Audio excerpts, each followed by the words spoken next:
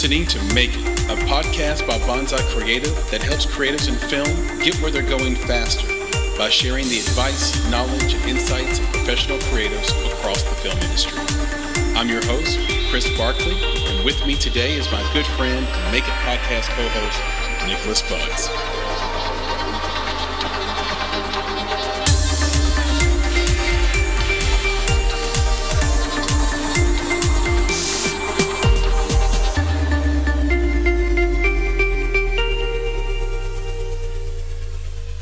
Hello, Chris here with another episode of the Make It podcast, and this is an Indie Talk week, and that means I have my good friend, co-founder of Bonsai Creative with me, Nicholas Bugs. Nick, say hello. This is like the Captain Kirk intro over here. Nick, say hello. Okay, hello. Yeah. It's like, it's coming. I know. Yeah, I want to keep this audience on their toes. I know they're used to the normal, sort of call letters, if you will, for this program. I'm trying to trademark hello. I don't know if anyone else says hello. They probably do. I mean, who wouldn't, right? I do it. Yeah. But how many people say hello? Go for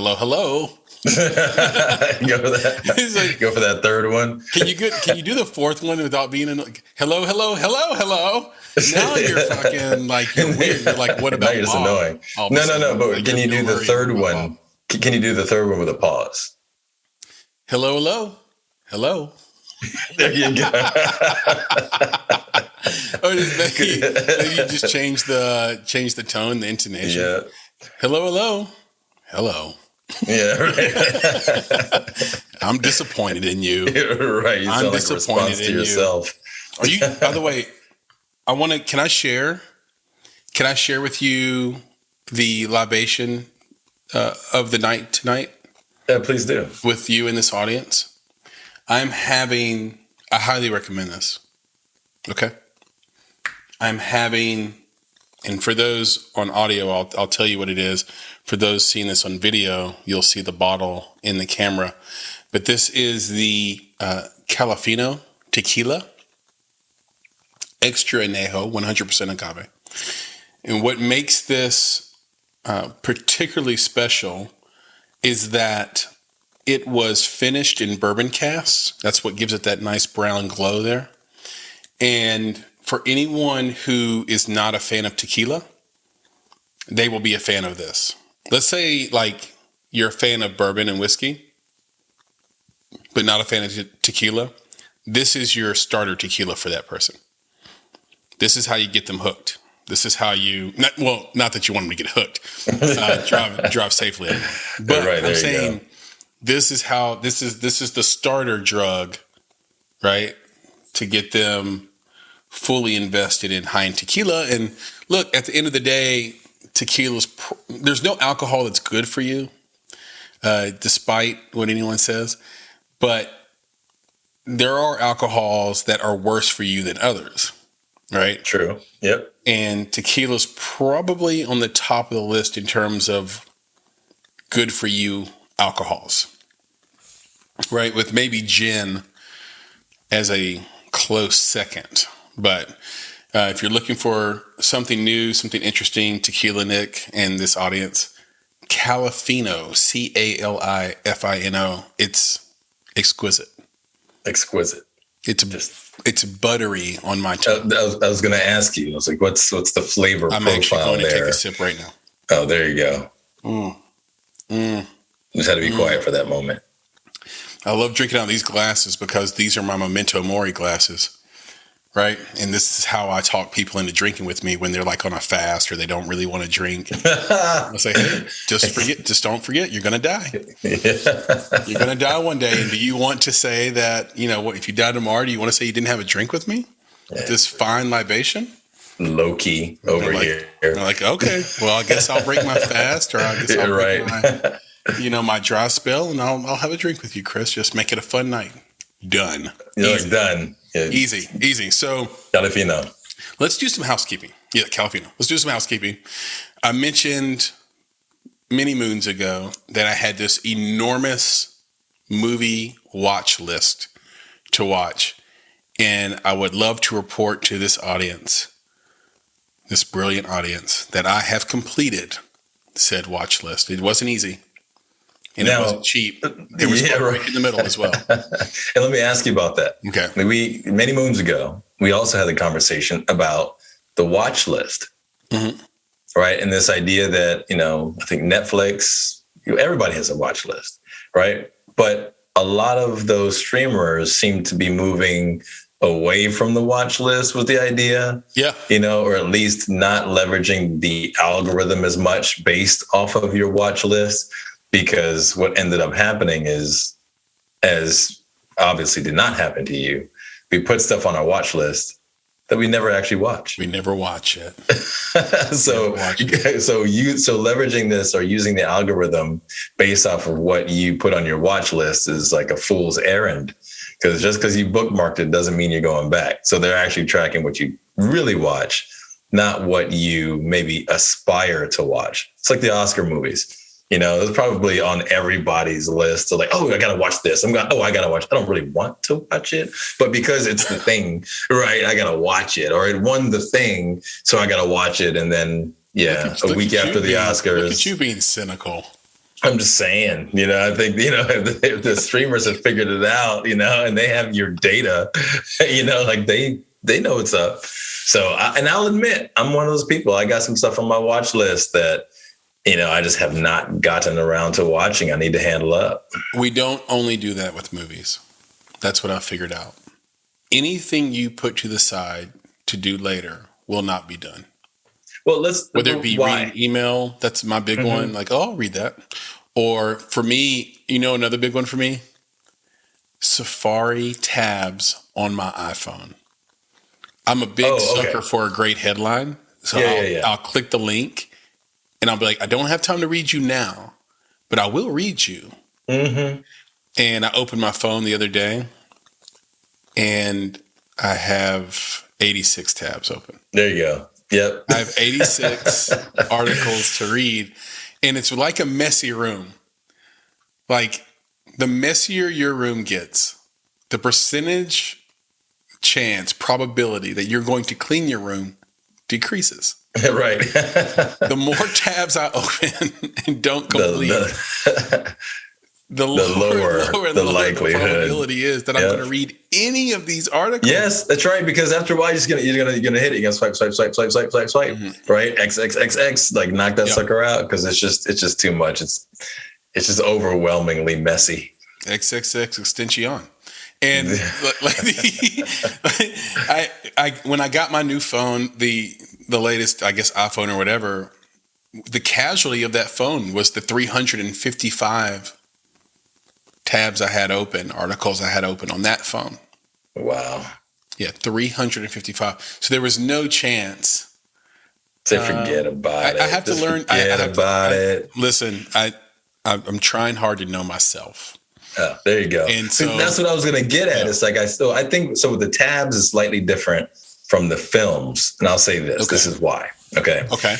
I think the tabs are a direct reflection of who you are, right? Because you see the thing and you want to save it in the moment. I want to read it in my heart of hearts. Right. Exactly. But with films, I feel like there's a little bit of potential like aspiration.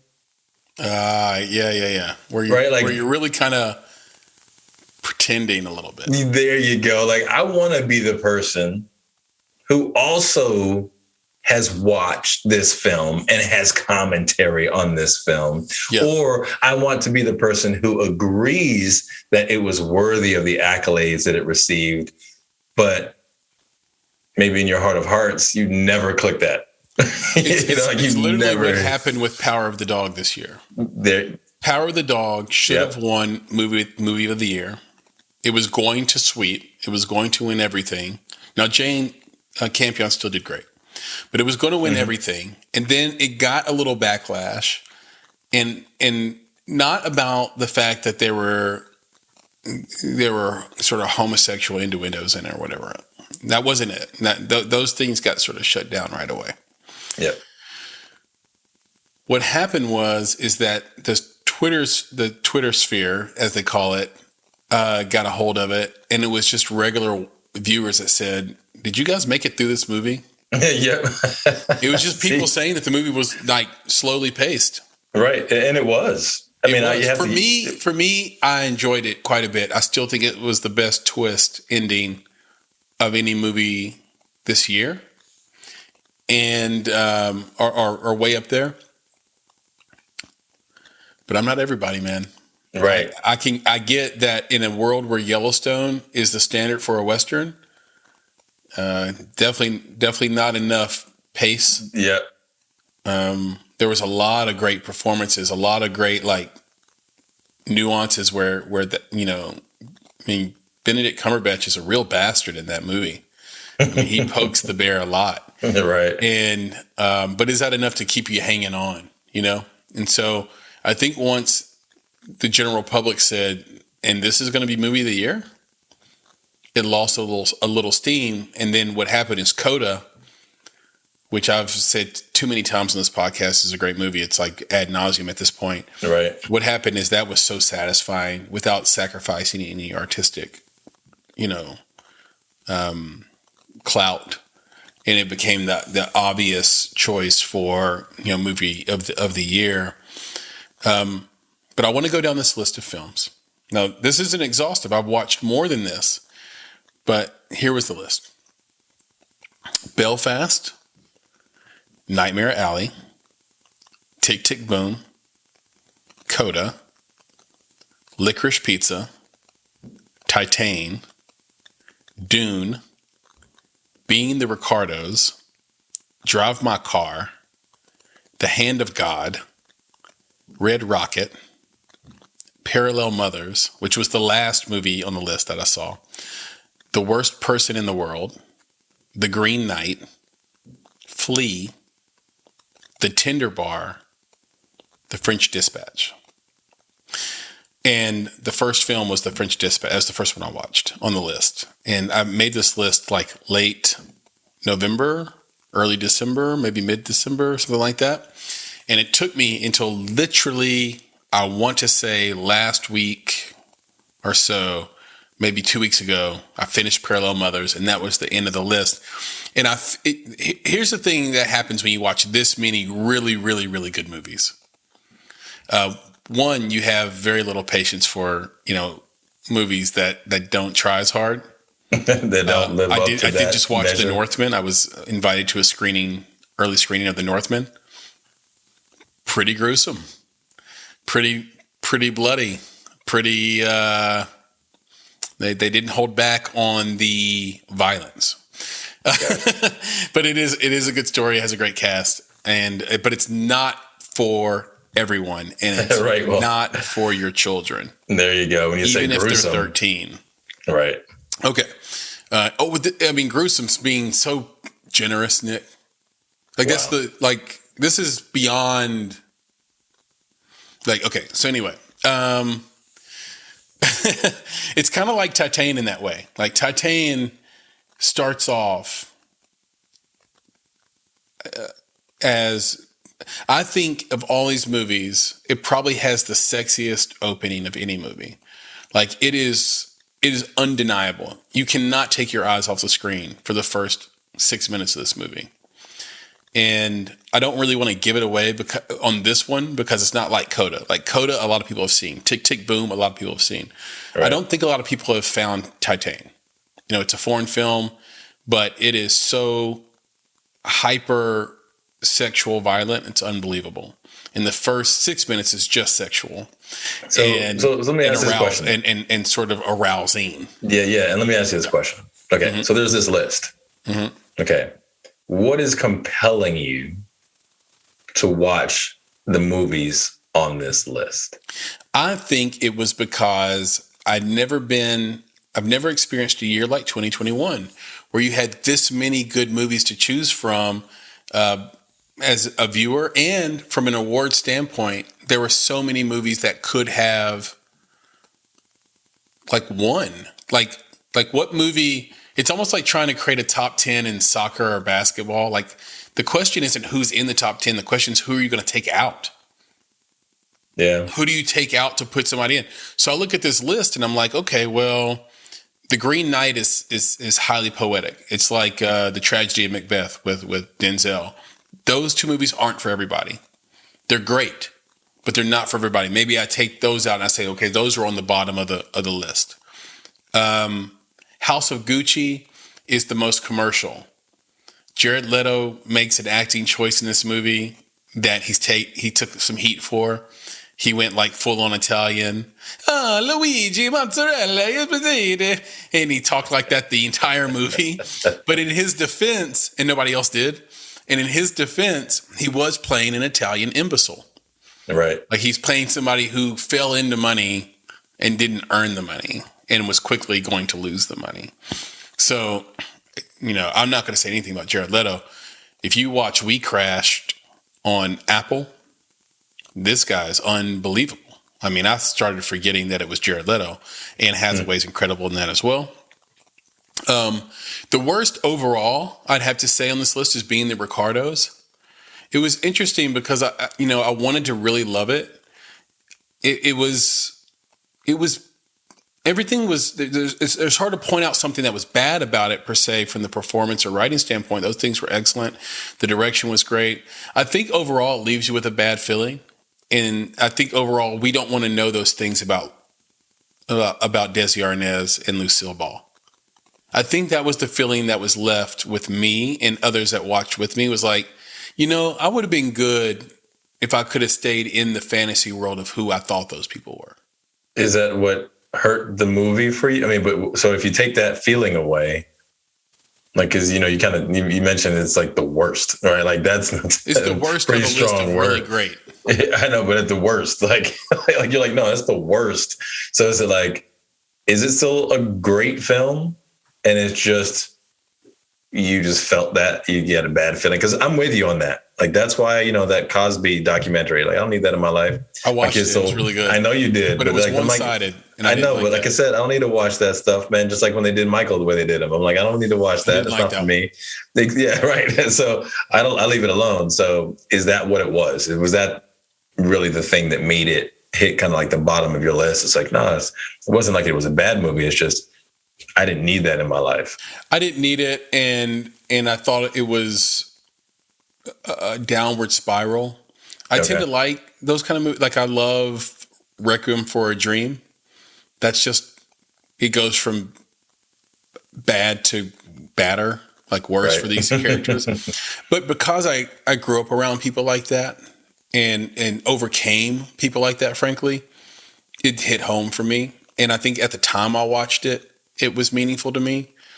If I watched it today, maybe I'd be like, ooh, that was super dark. I mean, it is super dark. You don't invite people over to watch Passion of the Christ and Requiem for a Dream. I've always said that. Yeah. But this was kind of like, like, God, I didn't want to know that about these people. But that being said, there are certain movies on this list that are so unique that they're not going to be for everybody. So, like, Green Knight, Flea, which is animated to protect the identity of the protagonist. The French Dispatch, which is Wes Anderson, unbelievably good. Hilarious. But I've heard people say, I turned that off in 20 minutes. It's just too different for them. It's unfortunate that they couldn't hang on. I loved it.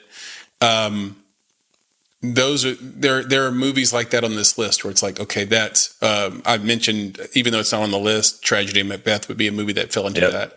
There are commercial movies like House of Gucci and Dune. I take that back. Dune's probably the most commercial one. There's barely any dialogue in Dune. You know what killed Dune for me? Everything was great in Dune. Like, it was a really big, bombastic movie, and the sound is unbelievable. What killed me in Dune is the last fight scene. Timothée Chalamet's not beating up that black dude. Sorry. I'm sorry. That's just not going to work. He's jacked. Right. He's from the streets. Like he's like whatever the streets are for those planets, that's where he's from. The planet's just called the street. He's seen harder, badder dudes than Timothée Chalamet. Timothée Chalamet doesn't even have any acne. Like he's like flawless. Right. Yeah, he would have got his lunch ate in real life. Wow. I know the story needs Timothée Chalamet to survive and beat this dude, but nah. He's like, seen too many real fights. Been in too many real fights to buy that. Gotcha. The standouts for me on this list, and it's crazy because again, these are such good movies. Obviously, Coda, I've talked about it. Tick, Tick, Boom is another one that's perfect for indie filmmakers to watch, but not better than a lot of the movies on this list. Like not better than Belfast, not better than Nightmare Alley, in my opinion. Not better than The Hand of God.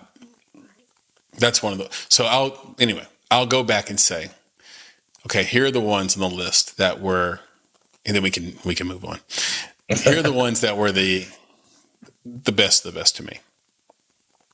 The Hand of God is on Netflix. And it's funny because if you type in Hand of God, you can't find it. But you add the to it. The to it in the beginning. And it comes right up. So frustrating. That's crazy. Anyway, Netflix should not make this movie so hard to find. It is unbelievable. Thank you for that giant mug drink right there. Yes, I'm sir. sure there's whiskey in that. And who knows? But Hand of God, there are two scenes in The Hand of God that you will never see or you haven't seen in any movie in your life. It is heartbreaking and funny and sexy all at the same time. The Hand of God, big props to that. The second one, I'm going to have to give the nod over Licorice Pizza to The Worst Person in the World. The Worst Person in the World is thoroughly well done, well written. You can tell whoever wrote that has lived that, and it's pretty satisfying. It doesn't give you the happy ending, but it doesn't do it in a way that you're like, oh, I knew they weren't going to give me a happy end. You know what I mean? Like where it's become like the typical thing to like let the viewer down. It seemed perfectly done in the sense that like this is where these characters will end up. Great. Really heartbreaking too in moments. It was fantastic. Coda's up there top one, right? So I don't need to mention it. And then or mention it again. But to me, and this is the one. If this had been an American-made film, an English film, it would have won Movie of the Year, and it wouldn't have been close. It would have beat Coda as well. In my personal opinion. Drive My Car. Drive My Car is so damn good. It's 3 hours long. It's a long movie, man. It's a long movie. But they give you everything. They give you everything in it. And you could almost imagine, not that it should be American, not that it should be English. I'm just saying you can imagine how this movie would be if you had, a typical leading man and woman in it. I don't know the young lady that played the driver in the movie. I don't know her name. I'm so sorry about that. I'll have Elise look it up, put it in the show notes. But she was unbelievable. She's unbelievable. The lead protagonist is unbelievable. And the setup is so relatable. And the other thing that I think this audience will love about it is it's about them. It's about someone who's an independent writer. He's an artist. They're both artists. Their whole process for remembering lines when they're both actors too, and they write, like the process they have for remembering lines, the process they have for trading stories. It's unbelievable. And I just don't think enough people are going to end up watching it. So it's that's on what I was going to HBO ask Max now. I think like what makes it compelling, right? Like that's the thing. So we've had this conversation, like you and I, with a couple of our friends about movies and about movies that they not, believe that they should watch or, whatever, or esoteric or whatever the thing is. And no, these are some of the films that they want to watch and it's part of who they are. But it comes down to that investment of time, right? There's movies where they're like, man, 3 hours, bro. Yeah. Like I got to give 3 hours of my life to watch this movie and I just haven't found the 3 hours. Yeah. Right. But would you say that, and what would be your pitch? Right. So for our audience, you mentioned it already a little bit about their actors, their creators, but what would be your pitch for 3 hours of a foreign film? Pitch for 3 hours of a foreign film is, do you want as a creative to watch a masterclass on pace and writing that makes a 3-hour film feel like a 2-hour film? There you go. And it's about you, right? Yeah, That's about the creative experience. Yeah. Just if you watch the movie, the other thing is, how about a masterclass on tone? Because, and I know this isn't going to come off as something you understand right away, Nick, because you haven't seen it, but it's really difficult to blend a lot of different situations and circumstances in a character's arc, especially if they're highly diverse situations like this movie has, and keep the same tone. Okay. And somehow these filmmakers pulled it off. I mean, it's really easy to get out of pocket. This movie starts off as, lovers and this married couple and this warmth and all that stuff. And then it quickly turns into something else, and then it turns into something else, and then it changes again, and then it turns into something else by the end. And they, there's a scene at the very end in the snow that anybody listening would be, would trade, their left pinky to be able to shoot. Like it was really a remarkable movie. And I just thought to myself right away, like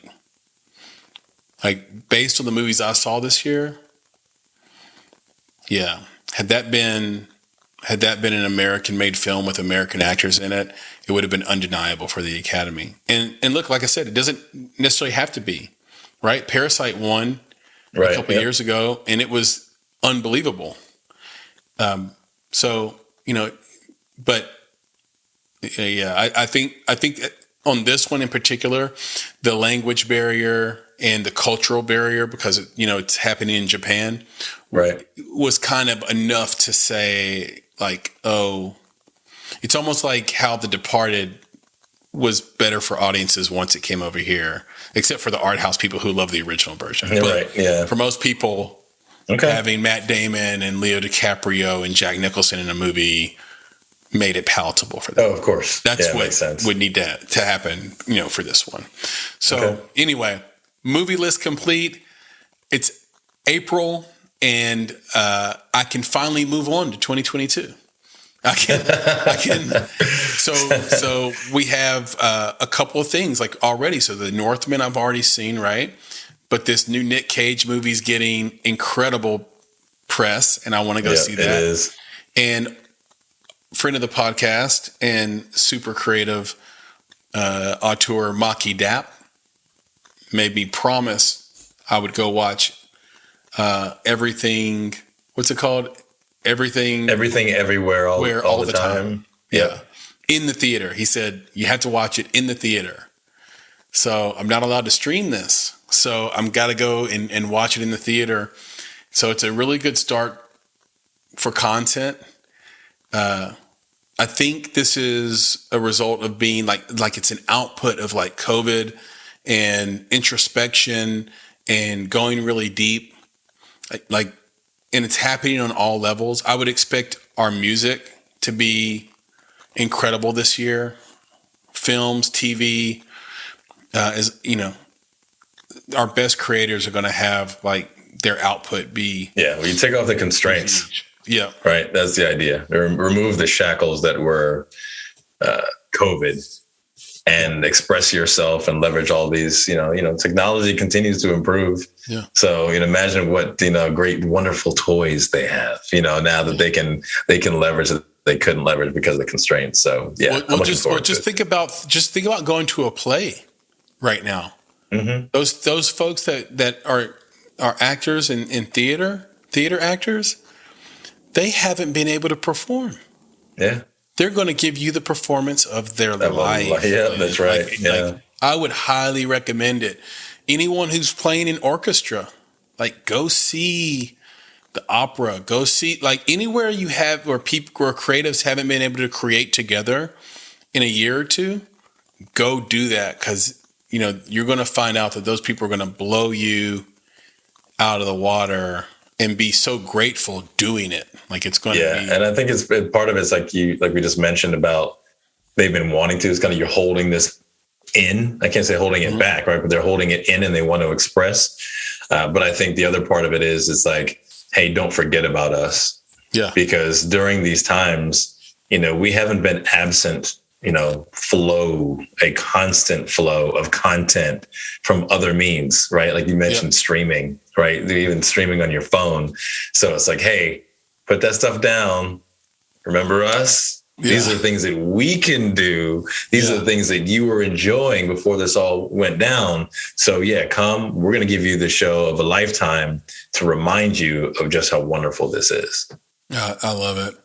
And, we'd love to hear from the audience. Like, what movies stuck out to you? What are your top 3? Did I leave anything out? Am I missing the boat on anything? And I'd love to have that conversation with you. Of course, we say this all the time at the end, but you can find us at _Bonsai Creative on social or hit us up at contact@Bonsai Creative via email to have that conversation. I want to do a second piece of housekeeping, Nick, which is our promise to answer more of these listener and indie creative questions that sort of emerged from a panel we did recently. And so we've identified a few more questions. We're going to read them out here and see if we can get through them without taking an additional, let's say, 2 hours to answer them. Yeah, right. We've been rolling pretty well. So let's hit the first one and see how it goes. Let's hit it. And so I think this one's short. The first one seems like a short answer to me, Nick. Okay, so the question is, what is the best way to protect my scripts once written and while waiting to produce a film? And I think the answer is really straightforward. The first thing you can do is just register your screenplay with the WGA. I think it costs $20 to $40 at this point. It's something pretty nominal, relative to what things cost. That's one way, really easy. Now, the thing you need to know about that is the WGA, they'll file away that version, only that version of the screenplay. So If you make edits, or they'll protect that version. That's the word I was looking for. Yeah. If you make edits or it changes dramatically, or you bring on a co-writer, you'll need to do it again if you feel a little bit, paranoid about it or worried about it. You could also file your screenplay with the Library of Congress. I think it costs about the same, $20 to $40. And it doesn't take that long. Yep. You could also fold up, I wouldn't say fold up, put it in a big manila envelope, mail the screenplay to yourself, and then sort of send it certified mail to yourself, and never open it. And that'll protect you. But let me put all this into some context as well, and ease the mind of this questioner. You probably don't need to do any of that stuff. Any of it. Thank you. Yeah. You probably don't need to do any of that stuff. We've had writers that will do NDAs and create NDAs to protect their IP if producers are reading the screenplays and things like that. But the real reality is no one can execute your screenplay quite like you can. And it's much easier for a buyer or an executive or a streamer or a studio or whoever you're trying to sell to just hire you to do what's already been done than to go through the turmoil. Yeah, exactly, Nick. Just buy it. Option it. It's so much easier to do that than to go through the turmoil of ripping you off and then protecting themselves with lawyers and future lawsuits. like they know that you're waiting in the wings to sue them. like they know. Yeah, because even if you don't quote unquote win, right, the lawsuit, because I know that's what some people will think. Well, like, well, they're going to lawyer up, but there's no way I can sue them, and I'm not going to win. They don't want to be engaged in the lawsuit. They don't want the bad press associated with it. So they're not going to take your stuff. And the other good news is you probably will win.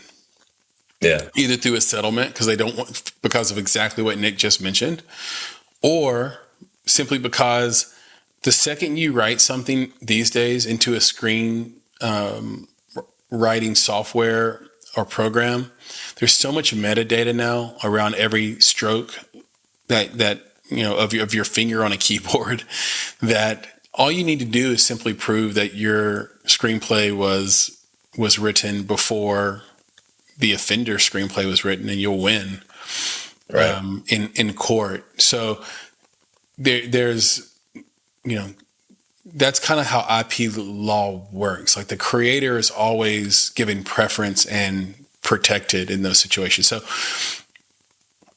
to sum up what me and Nick were saying, go out and write, do your damn thing. It's going to be awesome. And don't be paranoid. Nobody can do what you do. No one's going to take it. And they don't want to. And if it's really great, they can't wait to buy it and hire you. Yeah, and I'll just add to that the question really, it's interesting the way that they position the question, because it's, how do I protect it while I'm about to produce it? They didn't even mention that they were going to send it out to anybody. Yeah. So it's like this idea of you're trying to protect something that maybe no one will even see. Yeah. So there's an interesting level of fear here that I'm not sure where it comes from, right? Where it originates. And, like the idea of an NDA and all this stuff, it's like, you know what? Don't mess around with the NDAs. People will laugh at you and say, you want me to read it or not? I'm not going to sign your NDA. I don't have time to be stealing your stuff. That's not what I'm about. You got to just trust me. But the other part of it is that, on paper at that point, it's an idea. Yep. Right. And it's not, people aren't going to try to take the idea. It's all about execution. It's about execution. Exactly. That's the point. You can't protect the idea. It's all about the execution. So, again, you could do the whole, I'm going to protect it in any way I can, and then file it away. In the next 10 years, someone has an idea that's similar, and you try to bring it out. Like, no, you didn't execute on that idea. You didn't do anything with it. Exactly. So I would say just whatever that fear is, it's likely unfounded.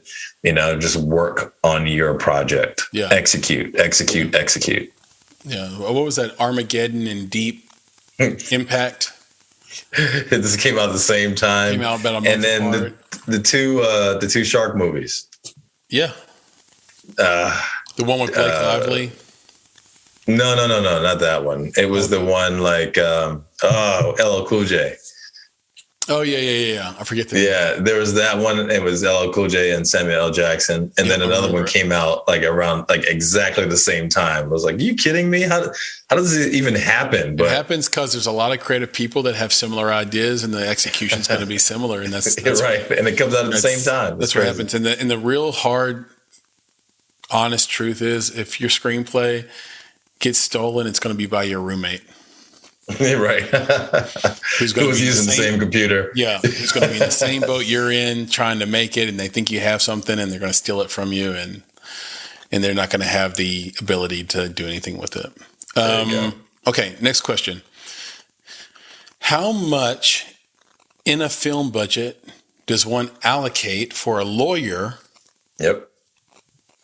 And the process, that's an interesting qualifier, when other production costs are high.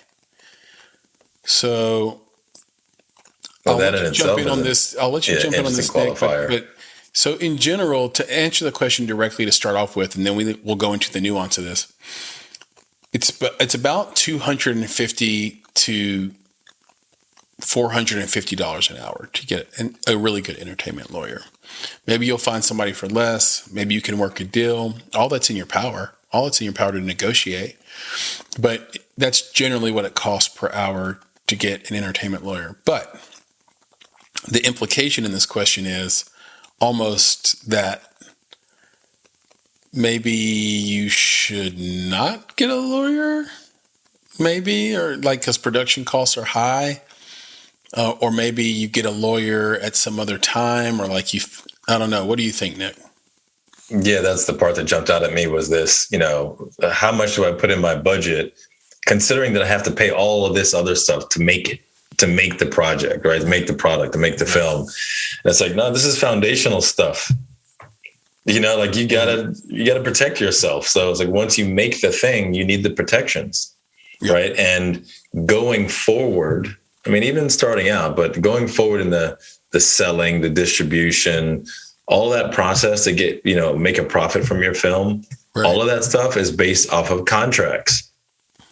So you need someone on your team that's going to be able to review those contracts on your behalf, who's trained in that, right? That's their job to do that. And that's where the entertainment lawyer comes in. So thinking about it like, well, all these other costs are so high, how much should I budget? It's like, well, no. You have to do that to run the business of your film. So maybe you look at your production budget and figure out something over there that you need to free up, right, in order to do the infrastructure type things. Like that, maybe that's the way you should look at it. And, you and I look at the legal fees the same way we look at some of the P&A, the branding and marketing. It's like, you guys want to make the product, but then not tell anybody about it. You got to have a budget to let people know that you exist, right? That you have something, right? Made a movie.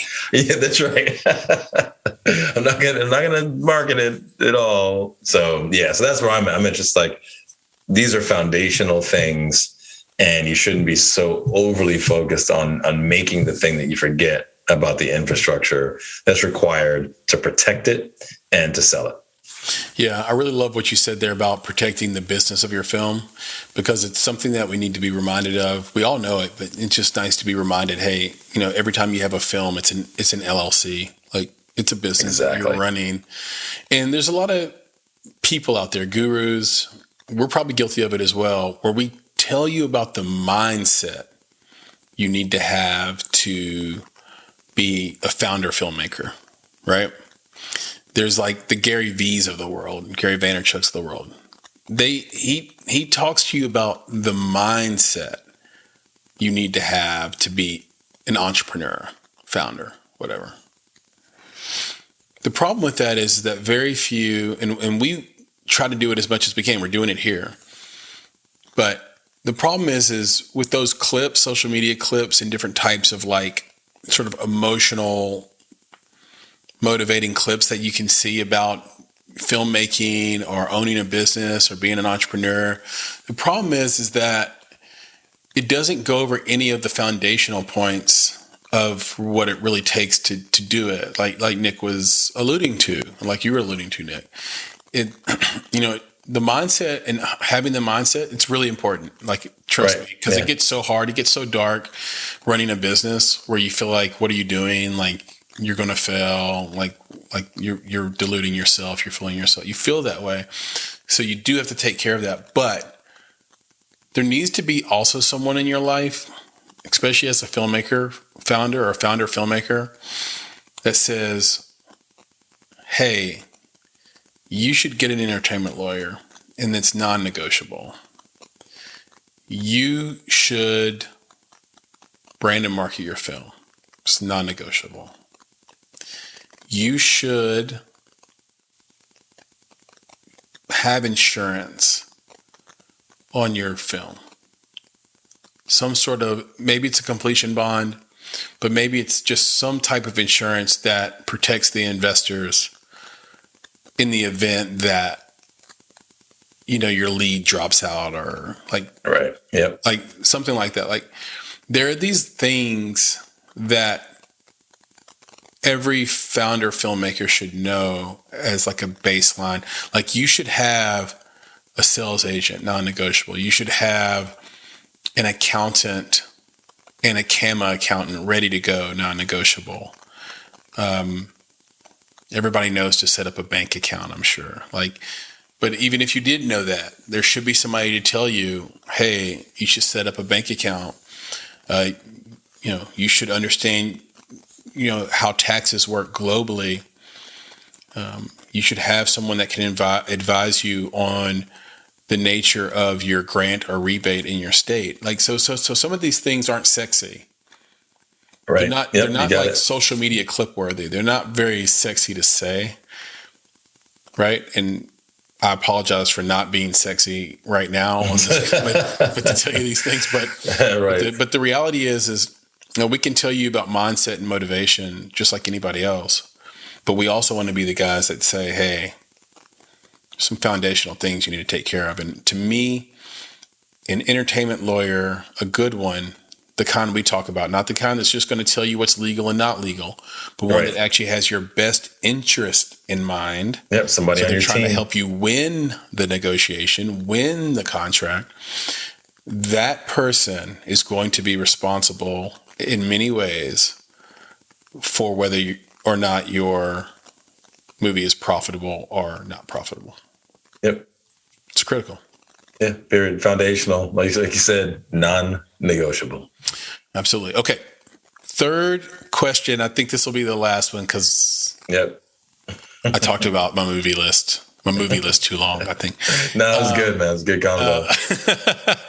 I hope it was enjoyable. Hope everyone learned everything or something from it. Okay. Here's the question. In this Netflix model, that's interesting. So in this Netflix model, does the independent filmmaker retain the rights to sequel films and future franchise, or are those rights also signed away? Well, Nick, this kind of ties in with the need for an entertainment lawyer, right? There you go. Absolutely. And it's, it's one of those where we could just say the thing and walk away, right? It's like, it all depends on the contract. Yeah. But that's it. And Netflix is a business. The other streamers are businesses. And, if, like you said, like you're talking about a sequel, like, is there legitimately going to be one? Does this film lend itself well to this? Maybe they don't want the rights to it, but maybe they'll give you enough money to make it and you can come back. All right. Like it all depends on what you guys negotiate in that process. I think that's really what it comes down to. I don't think there's an absolute when it comes to sequels and, ancillary product and things like that. So again, get a very good entertainment lawyer to consider your interests and to consider the things that you're actually going to look into doing. Right. There's no reason to try to protect certain rights if you have no desire or plans on exploiting them. Right. If that streamer will exploit those rights on the behalf of the product and you don't intend to, that could be great for you. Yeah. Right. That could be a boon for you because you were the originator of the content. So yeah, that's like, to me, it's very simple. It's like, it's all in the contract. That's what you need, that money for that entertainment lawyer. Yeah. And it's all in the pitch as well. A lot of times, if you think you're going to have a sequel or multiple streams of revenue from your initial film, that'll come out in your pitch. If you, in this Netflix world, so to speak, as the question positioned it, mm-hmm. You would say in your pitch, and I think and here's what movie 2 looks like. Here's what my movie part 3 looks like. There you go. And let me tell you about the strategy we have for retail. And those are important things to mention in the pitch because you're going to win if those things are compelling and that looks like a path. And in that case, Netflix might want to own the whole kit and caboodle, but what you'll get out of it is a 3-film contract that's going to be very lucrative, right? There you go. That's the thing. They don't want to be in the business of any individual film or series. Exactly. And bigger than that. Exactly. And if you have a good entertainment lawyer, then you can say, hey, yeah, I'm cool with you owning the rights to the film, but I do want back-end payments of 200 basis points or 2% or whatever on all future sales at retail, right. The retail window, whatever you would call it, right? So you can do that to Nick's point, and what makes film industry so cool and interesting is that every contract is unique. For the most part, there are boilerplates, but these agreements tend to be unique. And I do like the positioning of the question about Netflix because I do think there's going to be an opportunity for indie filmmakers and creators and just everyone in general to really give their best pitches and unique pitches to Netflix. I don't think it's any secret that they had and continue to have a massive sell-off of their stock price. I think at this point, it's probably in the aggregate dropped 45% off of its previous spot. I think it's probably valued too low. It's probably an overreaction by the market, but I think the market's overreacting to everything because the market's really scared right now. But they lost these 200,000 net subscribers, but more importantly, they missed the guidance by a lot, right? Like we know about the Russian service and subscriber cutoff. Yeah. They really actually were plus 500,000 if you take that out. But the problem is they said they would be plus 2.5 million. And that's what Wall Street and investors and institutional investors looking at that hey, you missed your guidance by a lot, right? So that tells me they have made a miscalculation on what their subscriber base wants and what people are interested in. And right now what you're seeing is a great interest in the content created by Disney Plus. You're seeing great interest in the content created by Apple TV. They spare no expense on anything they make. It's unbelievable. And it's proof that, the thesis, Nick, we've always shared, which is story is king, is playing out. Yep. And I think HBO Max is easily the best streamer you can get right now. They have everything. And they take chances. They take risks. They'll give you Euphoria. They're not going to censor Bill Maher, John Oliver. They'll give you, these really fantastic shows, hour-long series, and they still have their base of movies, and then they have this incredible back catalog of television on top of that. I mean, they still Succession's around the corner again. Like it's just like nonstop for them. And I just think when the merger actually goes through or the buyout with Discovery goes through, it's just going to increase even more. And so, even though Netflix is an unbundled sort of in its own spot, exists on its own existence, I think it's not really the leader in quality content right now. And I think that really has to frustrate Reed Hastings. I think you're going to see him go back to being, wanting to be that type of streamer that's doing compelling things, not just populist things like Love is Blind or Squid Game, which was great, but it appealed to populist dystopian dread. And they could have promoted The Hand of God, for example, much, much better. People should know that movie exists. They spent a ton of money on The Power of the Dog, so that is what it is. But was that the right place to place the money? I don't know. They had another movie with Maggie Gyllenhaal that was great, and I don't feel like they really promoted it that much at all. Yeah, I look at Netflix as sugar. Yeah. It's sugar. It's like people go out people get out there and get that sugar. That's great. It feels real good. They want that sugar high, right? And they go back again and they get sugar.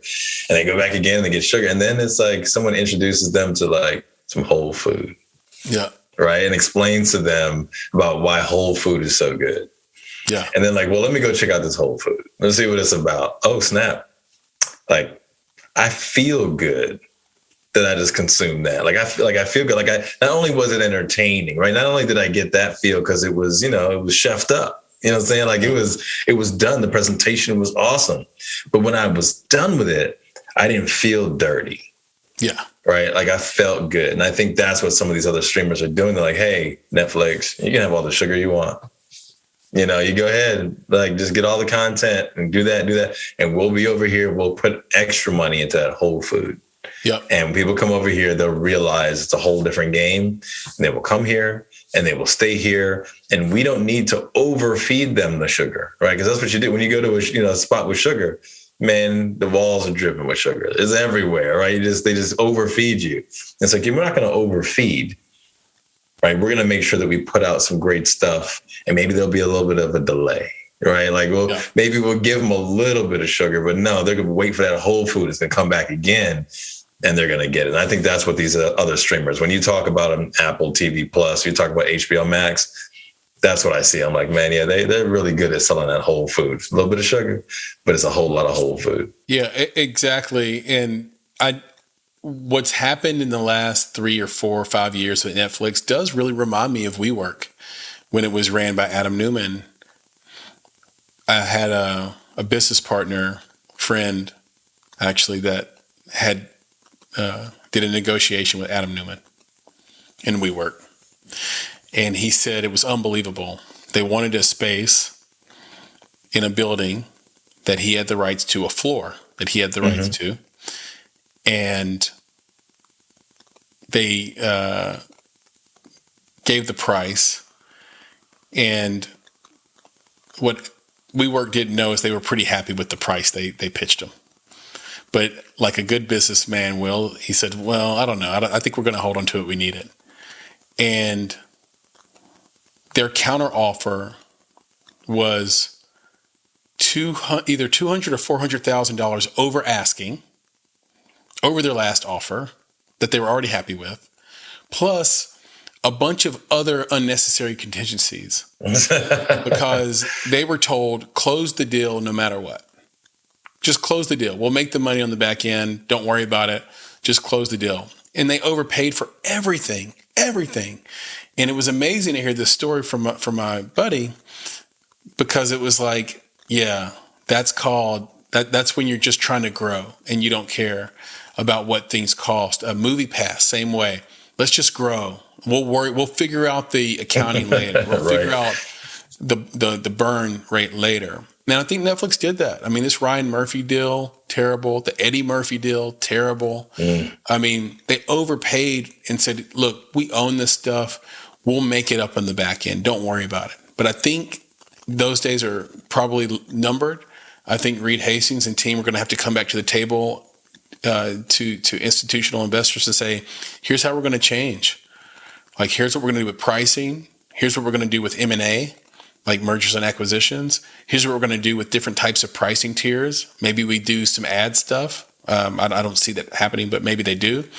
Like have like a cheaper version, but you get ads or something, or less content or something like that.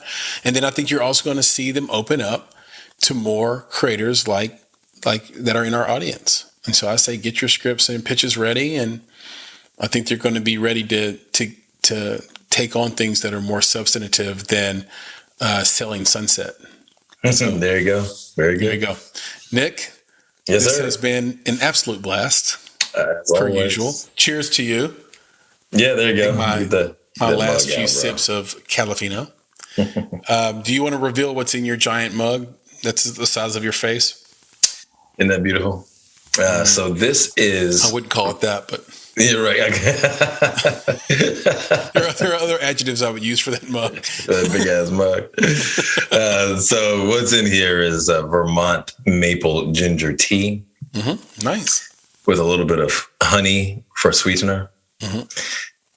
And then I'll just say a generous pour of Tennessee whiskey. I won't go into the measure. I'll just say a generous pour of Tennessee whiskey. I always like that. I always like that guy at the bar who gets a little bit too into it. It's kind of pervy. It's like, yeah, pour me 2 fingers. Oh, yes. That's the question. Pour me a trio of fingers, please. You're right. Okay. You're right. Finger guy. You're right. Yeah.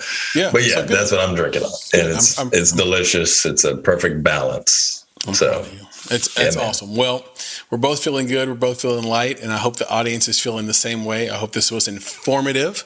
Yep. If it wasn't informative, you can let us know at contact@bonsai.film, which I mentioned earlier. we Email would address. never do such a thing. This is too much goodness, man. We're having too much fun.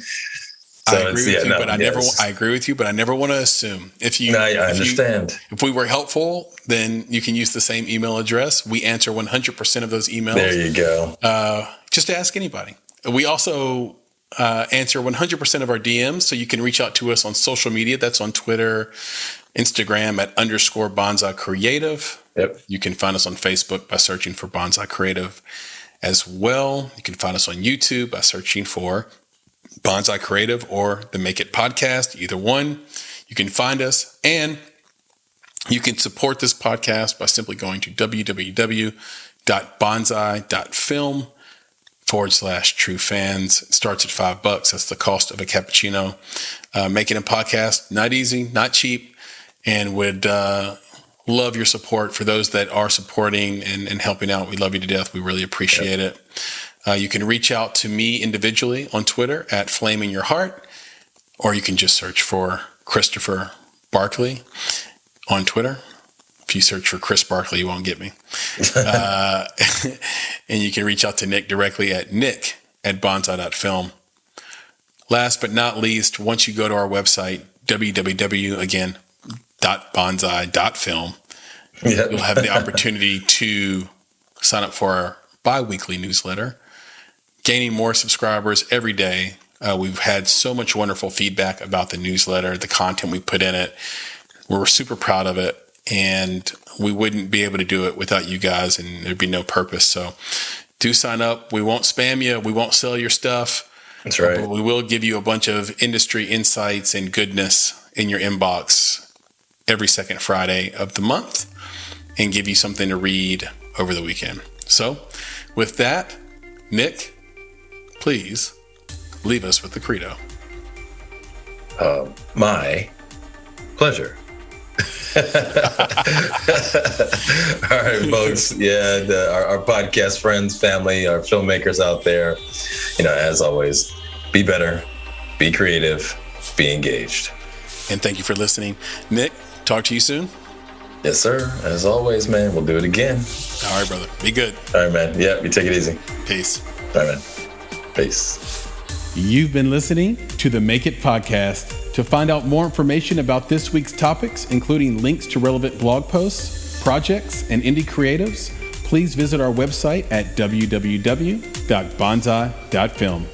If you haven't already, you can join our podcast community on Apple Podcasts or the podcast app of your choice by searching for Make It Bonsai Creative, and the show will pop right up. You now have the opportunity to support the production of this podcast. If you love Make It and are a true fan of what we're trying to accomplish in the indie film community, please visit www.bonsai.film and click Contribute. Contributions start at only $5 monthly. You can follow us on Instagram and Twitter at _Bonsai Creative, and on Facebook by searching for Bonsai Creative.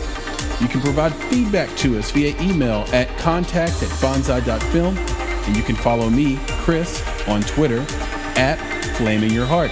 That's FlamingYurHeart. And of course, if you're looking to take a big step towards your filmmaking success, go to www.bonsai.film and click on Services to explore a variety of offerings, from keynotes and panels to pitch readiness assessments and so much more. You have everything to gain. Until next time, be better, be creative, be engaged, and thank you for listening.